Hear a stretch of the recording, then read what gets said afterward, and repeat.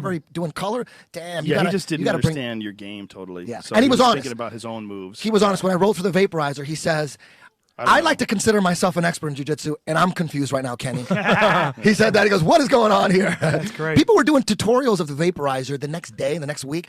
Wrong. They had no idea what they were doing. They thought you talking about Metamoris when you're yes, that? Yes, at the very end. The move at the very end. I just honestly, I don't know. I'm not qualified, but I have to say you were doing stuff, and Joe was screaming because he saw you were getting position, but I had no idea that you had position before you did it. Joe knew what I was doing the whole time. I knew I was going bananas. I mean, as soon as Eddie Bravo gets that lockdown, everybody went crazy. They went crazy when you went from quarter guard to lockdown. That is crazy. And they got crazy when Hoyler got the underhook. People went, all the Gracies goes, yeah, because for 6 minutes he was fighting for the underhook. He finally gets it, and they fucking make noise for the underhook. Yeah, but dude, he didn't have educated. He didn't have. Crazy. He didn't have. So educated. And by the way, for the record, and from my vantage point, he never even was in the game with you. But and all due respect, of course, to Hoyler. But did you get acknowledged for that from the Gracie camp, or how did that work? You didn't pay attention to that.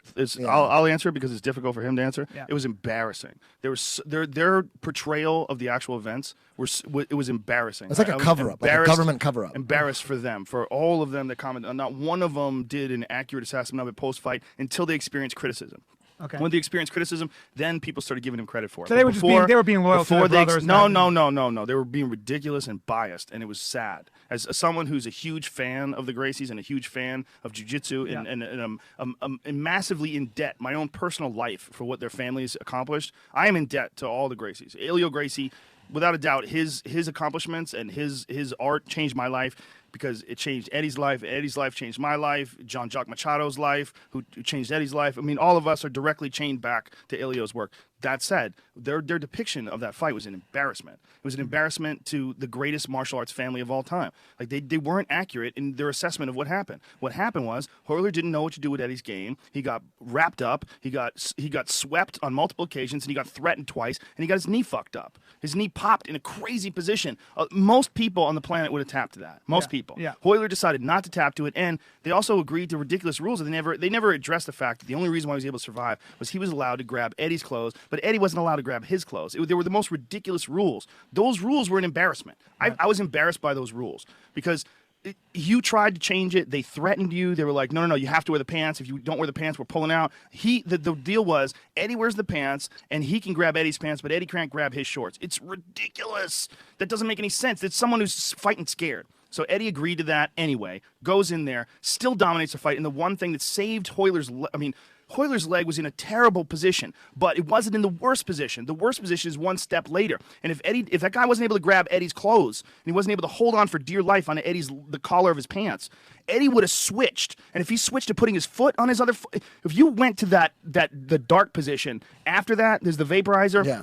And then there's that one step where you take the vaporizer to DEFCON 10. Yeah. It's ugly. Your leg is getting ripped apart. Jesus. Your leg's getting ripped apart. Jesus. And I saw his knee. I was like, that doesn't look natural. But that's only 7 out of 10, bro. That's 7 out of 10. The next 3 steps are the ugliest shit you've ever seen in your life, and you see guys scream in agony. God, it's bad. Horrible. God, I hate that. That is so scary. They didn't address any of that. When they put it on their Instagram was all about how great Hoyler looked and all about Hoyler getting through 2 submission attempts and smiling.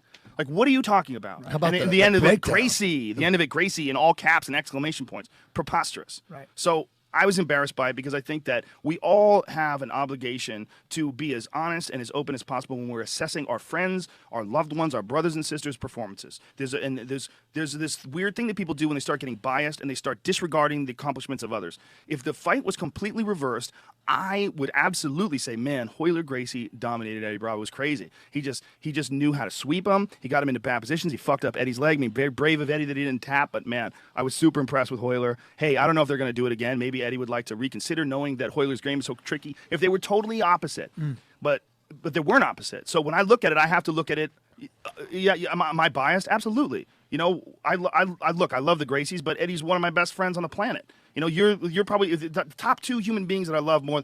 I love you, buddy, but I barely know you. I know. These are my two best friends. You didn't need to put in a disclaimer like that. I just got to tell you. Well, now it's awkward. These are my 2 best friends of all time. So I'm sure I'm biased, but even being biased, objectively looking at it, I get sad because I think that what they did was an embarrassment. That's what I think. Wow. All I want to know is that you didn't pass the Hoyler, the Elio challenge or the Elio test filter. That your style would be ineffective in a street fight, which is it's unfortunately ignorant, because if they knew that if punches were involved, your style works better.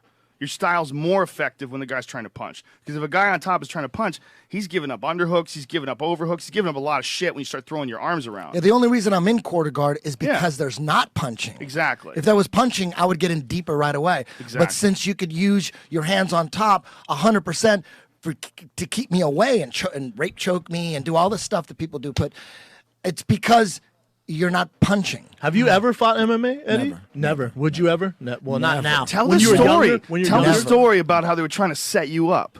Tell that story, because that's a crazy story. I've told that story before. You don't even have to say the name of the organization. You don't have to say the name of the organization. Well, you don't even have to say the name. Listen, like I'll set it up so you don't have to know the name of the fighter or the organization. A prominent Japanese organization that may or may not still be in business came up to Eddie very general in Los Angeles, and they wanted to talk to him about having an MMA. There's no wine in there. Is there some? You guys like that wine though? They wanted to talk to him about having a UFC fight, and they told no, him not a UFC, an MMA fight. Sorry. No, it wasn't MMA. And they told it was him, a grappling match. They No. No, it was. But there was the no, that's originally. the one. Originally, it was a grappling match. That's the only reason I sat down and talked to them, because I wasn't trying to do MMA. But they go, "Oh, we want to get you to fight a super fight grappling match. We're going to mix it into our MMA show." And I met them at the Beverly Wilshire, the raddest hotel in LA. I met him there in the lobby, and a representative of this organization. And I said, okay, I'll do it, and they go, well, how about if we made it a MMA fight? And I said, well, I don't do MMA, no. They go, but we'll make it so that you win. Ooh. And then the guy who brought me there, I looked over at the guy who brought me, who hooked it all up. I looked at him and I said, what the fuck is going on here? What do you mean? What do you say to that? What can you possibly say to that? What if we make it so that you Because there's a lot win? of betting on you. That sounds like they're setting up betting. No. They're setting you up to go there. Yeah, you you think get you're in going there to and get win, your and then ass you whipped. get in there and the guy beats the fuck out of you. I would have never They done trick it. you. I would have never done it. Because you're dishonorable anyway. Why should they do that for you? Right. I mean, this is Japanese culture is very different than American culture. If they set you up and you go over there, you ain't suing. No. You're not saying, hey, we had an agreement to a fixed And fight. was this going to be in Japan? This was the Yakuza. Real bro. quick,